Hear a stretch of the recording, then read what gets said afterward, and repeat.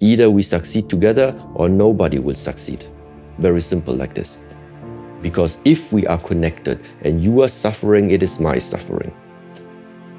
And because suffering nobody wants, there is no other way than if I feel your suffering, that even that I try to put everything I have in power into place in order to also lower your suffering.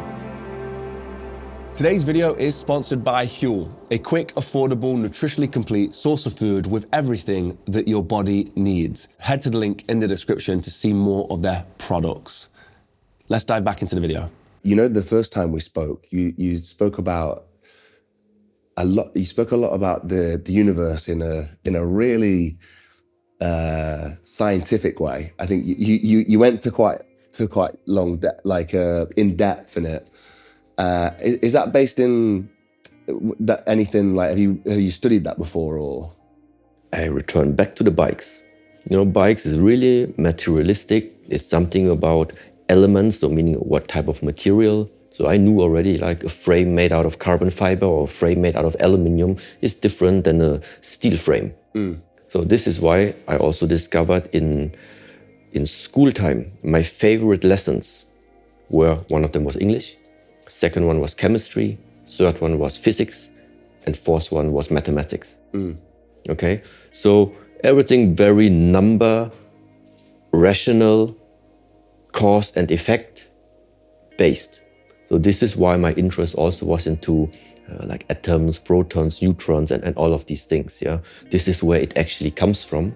So where I always, beyond or besides the philosophical teachings that I received during my martial art training, of course I always had in the mind, yeah, but we still have like the scientific way of trying to explain everything that's going on in the world. But that's exactly also how it is. Scientists discover what is there. If it would not be there, you cannot prove it. So that means also for me, the basis of everything is not science for me. Science is just getting deeper and deeper and have more proper ways in proving something. But what they prove is just something that has been there all the time already. Okay? So my question is, how come there is something all the time there already? This is what my emphasis is. And so therefore, I don't have this fight, for example, who is right, the religions or the source about the universe, or like the scientists. No, scientists have always, I don't know. But the worldview about whether we are round, whether we are flat, whatever, it has changed several times in history. So that means scientists have not always been right. Maybe nowadays they become more and more accurate. I don't know. Okay, but scientists also sometimes can measure wrong or can come to wrong conclusions. I don't know. But the fundamental basis is, if there's something that you can observe, that you can discover, who put it there for you to discover it? What put it there for you to measure it? Have you got a belief on that? I make it simple for the world. All the time I talk about connection. Because if we strip off our clothes, we're getting closer of being similar. Because there's just skin covering our skeleton. You see, if we take the color out of our skin whatsoever, at the end there's something the same about us. And that means that in my view, in my perspective, there is one source we're coming from. There's one source. And I don't know, and I don't want to give a name to this, because I don't know. But it is like my deep,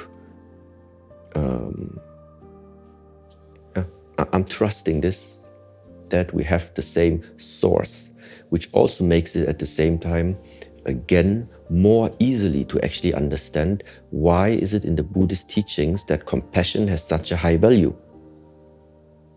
Because it is the logical consequence, let's say, if there really is the connection, compassion is the natural consequence of it.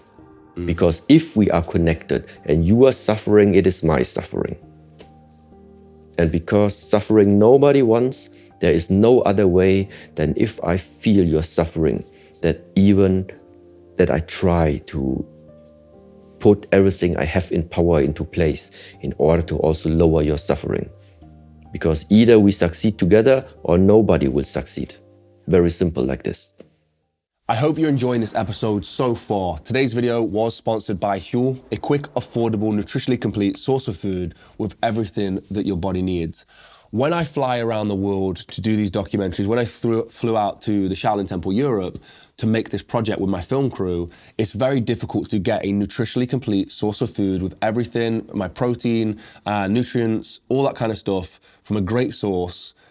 And it's hard to find that. So to know that I can reach in my bag and grab a bottle of Huel as a plant-based athlete and somebody who's got a really busy life has been an absolute game changer. So if you want to find out more, head to the link in the description where you can find their meals, their drinks, their protein, all that kind of great stuff with a link down below. But let's dive back into this amazing episode with Master Shi Heng Yi. For me, naturally, if I do something bad to somebody, I feel bad. If I do something good for somebody, I feel good. But there has to be some kind of human nature to that. Like there has to be, in my opinion, I think we're born with the motivation to do good because it feels good. And I don't think I've ever done anything that has harmed somebody or bothered somebody, even in the slightest, that didn't somehow have a reverse impact on me, and I felt negative about it. Do you think it could be human nature to be? I mean, you're saying it's human nature to be compassionate.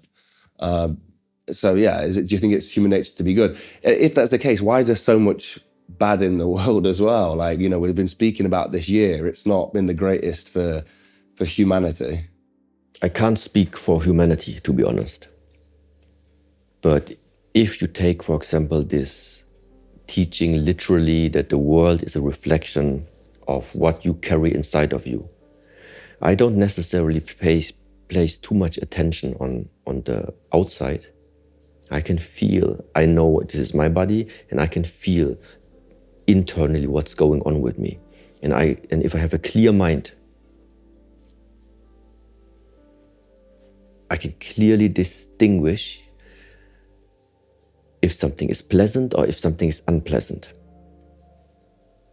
And if somebody likes to use rational or logical thinking, I can also see, based on cause and effect, if I'm using harsh words, another consequence is going to arise in comparison of using, for example, understanding words. Okay, harsh action, rightful action. So I can see it inside myself. Okay, so I don't need to watch out into the world in order to sense inside what would be my preferred state of being. It certainly is not unpleasant. Okay? And they are also like pleasant, unpleasant. Now you would also say yes, but it is also like the same. The two opposites of one medal, you would say. Pleasant, unpleasant, good, bad. Yeah, it belongs to the same category. So how can you say, if this world consists of the both, that you would choose pleasant? Okay, it's not pleasant. It's not necessarily pleasant.